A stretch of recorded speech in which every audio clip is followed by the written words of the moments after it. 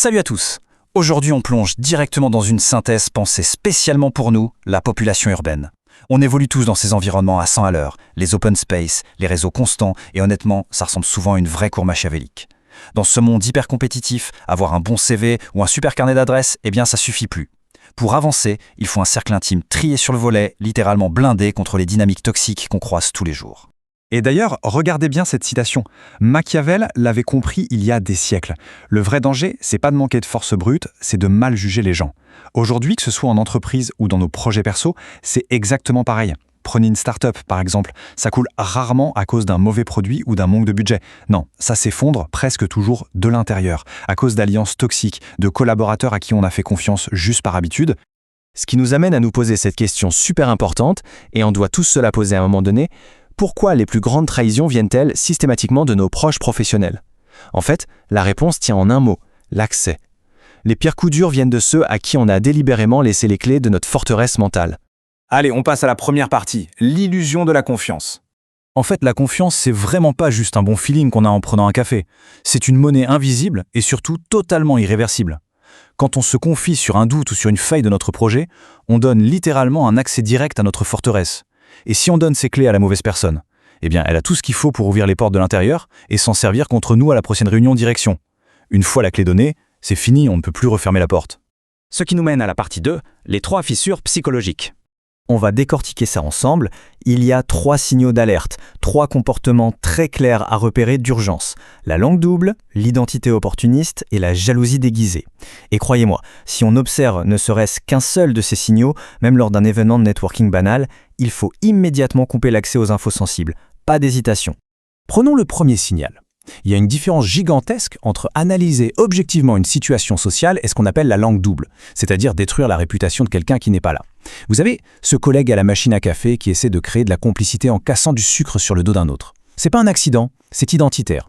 Dès que vous aurez le dos tourné, cette personne fera exactement la même chose avec vous. Zéro loyauté. Ensuite, l'identité opportuniste. C'est dingue, comme on confond souvent l'adaptabilité sociale avec le pur opportunisme. L'opportuniste, c'est cette personne dont la personnalité entière change du tout au tout à la seconde où le directeur général entre dans l'ascenseur.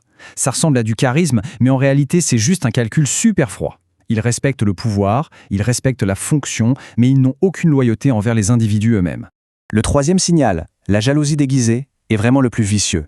Vous avez ce collègue qui va vous donner des conseils soi-disant réalistes ou s'inquiéter pour votre équilibre de vie, pile au moment où vous visez une super promotion. Bon, parfois c'est de la prudence saine, mais très souvent c'est de la projection toxique. Votre ambition leur rappelle leur propre stagnation, leur propre immobilité. C'est un sabotage passif-agressif qui cache une énorme insécurité. Et là, pour vous donner une idée, regardez ce chiffre, c'est fou. 90% des gens ignorent totalement ces signaux répétés. Ils endurent ces petites micro-trahisons au quotidien jusqu'à l'explosion finale, genre un vol d'idées majeures. Seulement 10% adoptent la posture du vrai stratège urbain et coupent l'accès proactivement dès l'apparition du signal.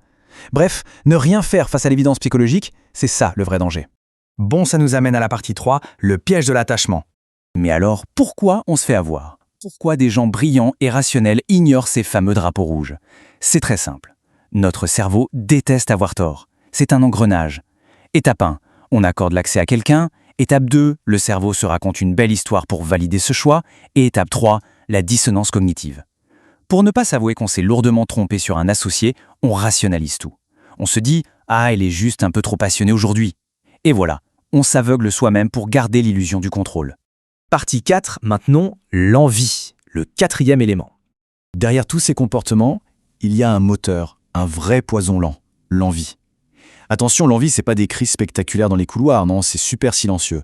Ça observe, ça compare en permanence les salaires, les réussites, et ça frappe seulement quand une faiblesse se présente. Vous savez, c'est ce clic complètement silencieux de la souris qui met le boss en copie cachée d'un mail juste pour exposer une petite erreur. Les plus grandes trahisons naissent de cette mécanique-là. Le truc, c'est d'apprendre à repérer cette envie. Pas dans les mots, mais dans les failles du langage corporel. Un léger raidissement de la mâchoire, un silence bizarre quand l'équipe gagne un gros contrat, ou quelqu'un qui change brusquement de sujet pour ramener la conversation à soi. Ces réactions d'une fraction de seconde valent tellement plus que toutes les déclarations de soutien public sur les réseaux sociaux. Allez, on arrive à la dernière étape, partie 5, la stratégie de l'accès. C'est bien beau de repérer tout ça, mais comment on agit? C'est là qu'il faut séparer la clarté mentale et la froideur stratégique. La clarté, c'est de se dire « Ok, rabaisser un stagiaire, ça ne répond pas à mes standards, c'est mort ». La froideur stratégique, c'est de réaliser qu'on n'a absolument aucun besoin de s'asseoir, de débattre ou de faire un scandale. La sanction ultime, c'est la distance. On réduit l'accès calmement, professionnellement. Ça révèle tout de suite les vrais motifs de la personne, sans même gaspiller notre énergie. L'idée ici, c'est vraiment pas de sombrer dans une paranoïa constante où chaque regard devient suspect. En appliquant systématiquement ces petits tests comportementaux, on peut en réalité éliminer de manière proactive près de 80% des alliances toxiques avant qu'elles ne fassent des dégâts. Il restera toujours un petit 20% de facteurs humains imprévisibles, cette part de chaos, et c'est tout à fait normal. Aucun modèle ne peut tout anticiper. Tout ce processus de filtrage brutal a un seul et unique but, libérer de la place pour identifier et protéger les vrais alliés. Parce que oui, ils existent. Ce sont ceux qui vont prendre un risque social pour défendre votre idée géniale quand vous n'êtes pas dans la pièce. Ce sont ceux qui parlent aux jeunes stagiaires avec le même respect qu'au président du conseil d'administration. Et ce sont ceux qui fêtent votre promotion avec un enthousiasme sincère. Ces alliances-là, c'est de l'or en barre. S'il n'y avait qu'une seule règle fondatrice à retenir de tout ce décryptage, ça serait celle-là. La confiance est progressive, mais la trahison est rapide. C'est une erreur fondamentale de distribuer sa confiance d'emblée. Elle doit se construire super lentement, projet après projet. Par contre, dès que vous repérez des schémas toxiques, la réduction de l'accès doit être exécutée à la vitesse de l'éclair. C'est strict, c'est exigeant, mais c'est le bouclier indispensable. Alors je vous laisse avec cette question, histoire de bien y réfléchir.